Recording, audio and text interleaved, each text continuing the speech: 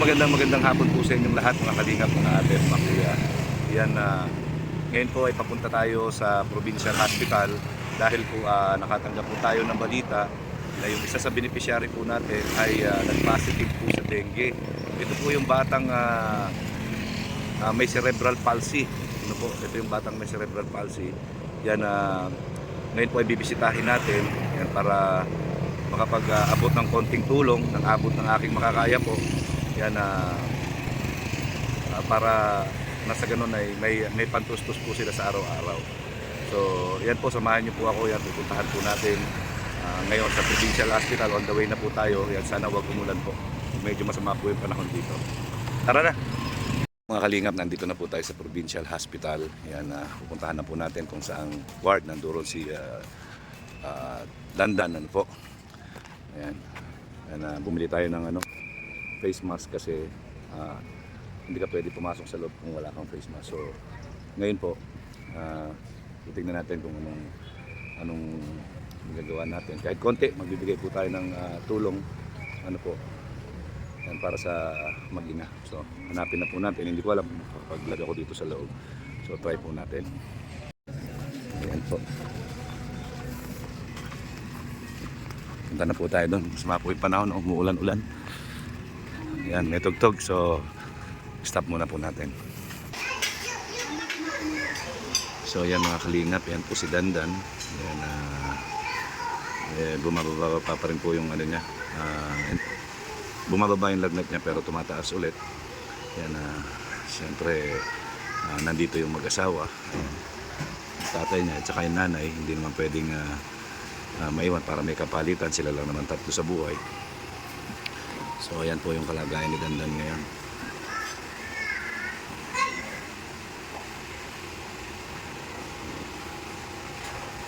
Kailan pa to nagsimula, nag-start? Ng isang araw lang. Anong nagkausap tayo? So, nag 40.7. So, paano kayo nagpunta dito? Sa pinagdi-deliver niya? Yung buti available Sinong nilapitan mo doon? Nagda-drive tito mo? Gasolina lang kayo? Anyway, maraming salamat pa rin kayo sa barangay dahil naihatid kayo dito. Tapos susunduin din kayo. Tapos yung mga pangmerienda ng driver, yung mga ganyan. Mabuti naman kung gano'n. So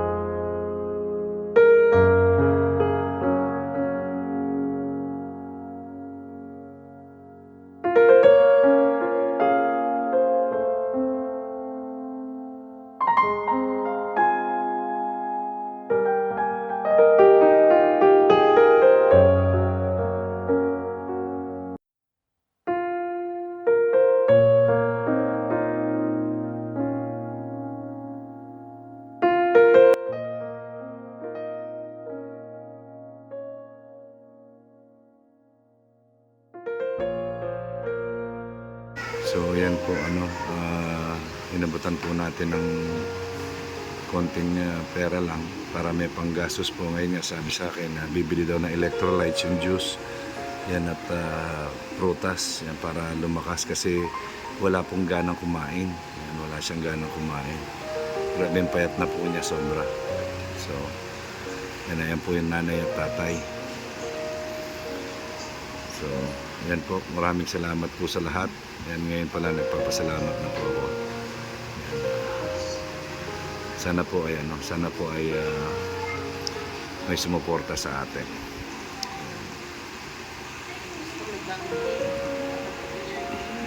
Kawawan dami ng tusok sa paa na nakaswero.